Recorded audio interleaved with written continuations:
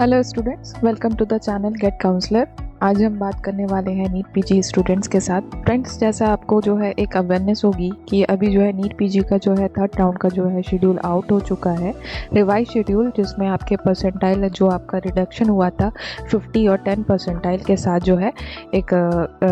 Revise schedule आया हुआ है। तो अभी आपका जो है जिसमें आपका ऑल इंडिया कोटा के थ्रू जो है थर्ड राउंड की जो है काउंसलिंग जो है फिर से रिवाइज हुई है, जिसमें आपका 26 अक्टूबर से लेकर के जो है 26 दिसंबर से लेकर के जो है जनवरी तक जो है आपका ऑल इंडिया कोटा का शेड्यूल है, प्लस जो है आपका 25 जनवरी से लेकर के 10 फरवरी के बीच आपकी स्टेट काउंसलिंग की जो है कंप्लीट होने वाली है एडमिशन्स के लिए।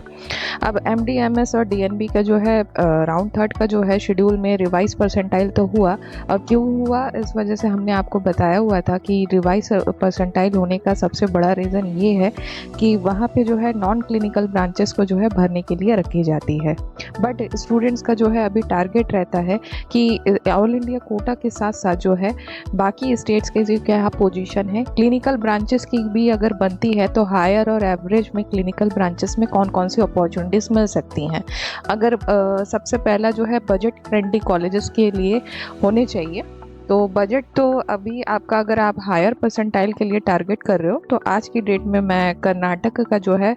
सीट मैट्रिक्स के साथ आपको डिस्कस करने जा रही हूँ, जिसमें मैं आपको बताऊंगी कि डिफरेंट जो है कॉलेज वाइज की कौन कौन से सीट की वैकेंट अपॉर्चुनिटीज़ मिल सकती हैं आपको, प्लस यूपी का भी बता दूंगी, क्योंकि मैंने ऑलरेडी यूपी का जो है राउंड थर्ड का जो है सीट मैट्रिक्स आपको बताया दिया हुआ है, लेकिन एक बार रिवाइज कर दूंगी कि कैसे मतलब की पॉसिबिलिटीज़ हो सकती हैं। अगर आपको जो है यूपी में सीट नहीं मिलती तो इन केस आप कर्नाटक में भी कर सकते हो कि नहीं, अगर अपॉर्चुनिटीज़ देख रहे हो तो उसकी भी मैं आपको डिटेल्स दूंगी। पहले कर्नाटका का वैकेंट लिस्ट जो है कंसिडर कर लेते हैं, क्योंकि बहुत जल्दी जो है अभी चॉइस फिलिंग आपकी स्टार्ट हो जाएगी। और जया जगत गुरु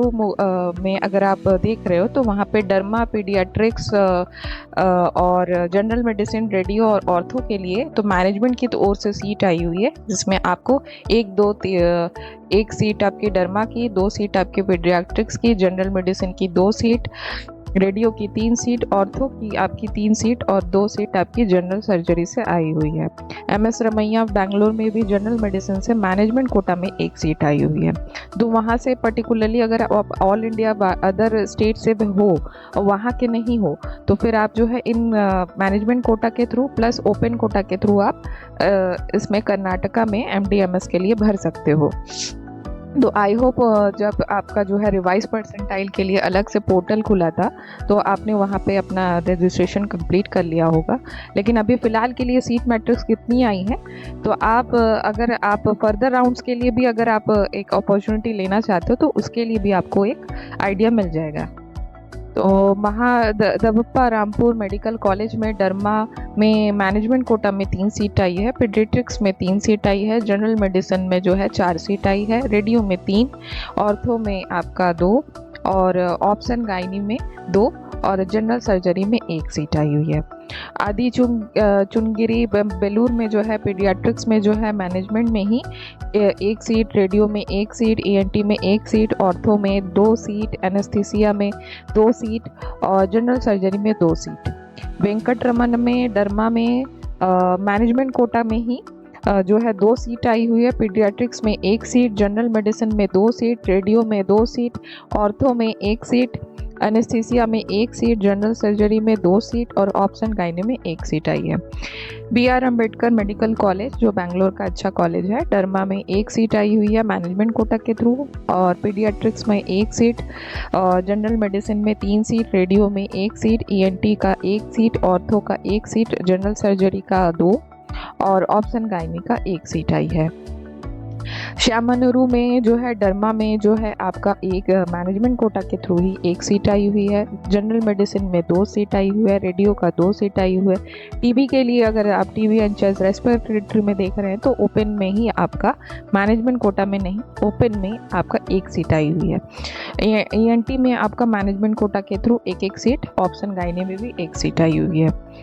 तो इस तरीके से बाकी सारे कॉलेजेस हैं, ये लिस्ट मैं आपको प्रोवाइड कर सकती हूँ, क्योंकि अगर मैं पूरा अगर डिटेल में आज अभी बताते हुए चलोगी तो बहुत टाइम लग जाएगा। फिर भी जो है एक आपको आइडिया दे सकती हूँ। तो ओपन स्टेट्स के लिए अगर आप देख रहे हो तो पर्टिकुलरली आपका इसमें कम सीट है, लेकिन अगर आप मैनेजमेंट कोटा के थ्रू, जिसमें आपको जो है फीस स्ट्रक्चर बहुत ज़्यादा लग सकता है, मतलब कि आपका जो रियल फीस स्ट्रक्चर है उसका डबल वो लोग चार्ज करते हैं। तो अगर पॉसिबिलिटीज़ हैं तो हायर अगर आप ब्रांचेस के लिए देख रहे हो तो मैनेजमेंट कोटा में कर्नाटक को आप एक चॉइस रख सकते हो, और इसमें जो है आपको पर्टिकुलरली सीट मिल जाएगी डरमा के लिए, क्योंकि मैनेजमेंट में जो है बहुत सारी सीट्स आई हुई हैं। प्लस एनआरआई का भी आप देख सकते हो, अगर आप एनआरआई के लिए एलिजिबिलिटी रखते हो तो ये आपको कर्नाटक अच्छा ऑप्शन है। अब देख लेते हैं कि यूपी में जो है अभी आज की डेट में अगर मैं आपको सिनेरियो बताते हुए चलूँ तो 22 तारीख तक जो है उन्होंने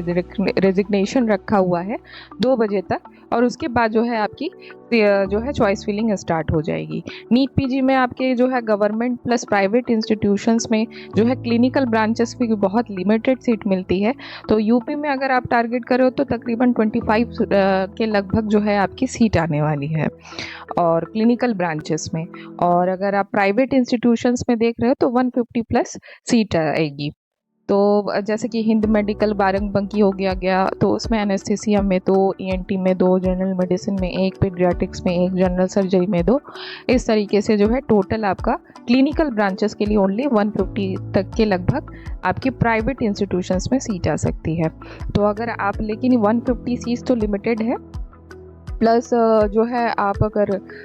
हायर परसेंटाइल वाले हो तो फिर आप जो है अभी तक अगर आपको कोई सीट नहीं मिली है, या फिर अगर आप नॉन क्लिनिकल में आपको सीट मिली हुई है, तो अभी आप जो है रेजिग्नेशन के थ्रू जो है ये अपॉर्चुनिटीज़ इन सारे कॉलेजेस के लिए रख सकते हो।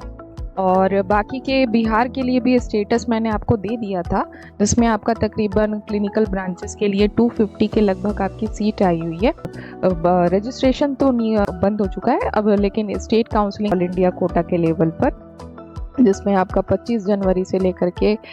5 फरवरी के बीच में जो आपकी स्टेट काउंसलिंग की प्रोसेस जो है स्टार्ट हो जाएगी, जिसमें चॉइस फिलिंग जो है आपका 24 तारीख से ही आ जाने वाला है। तो आप एक बार जो है चॉइस फिलिंग करने से पहले अगर आप जो है कर्नाटका के लिए कर रहे हो तो फिर कर्नाटका के लिए ये कॉलेजेस आपके लिए अवेलेबल हैं, जिसमें मैनेजमेंट कोटा के थ्रू अगर आप हायर क्लिनिकल ब्रांचेस के लिए जा रहे हो तो आपको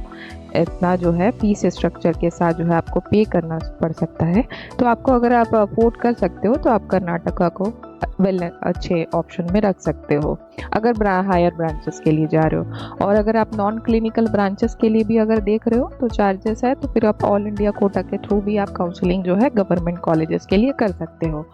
अगर आपको ब्रांचेस से नहीं मतलब है तो फिर आप जो है नॉन क्लिनिकल ब्रांचेस के भी अच्छे ऑप्शन आपको मिल जाएंगे। और अगर आप उत्तर प्रदेश में अगर क्लिनिकल ब्रांचेस के लिए तो स्टेट वाइज आपको जो है लगभग जो है 5000 के रैंक के अंदर है, तो ही आप रिलैक्स कर सकते हो। इनफैक्ट प्राइवेट के लिए भी अभी वही सिचुएशन चल रही है।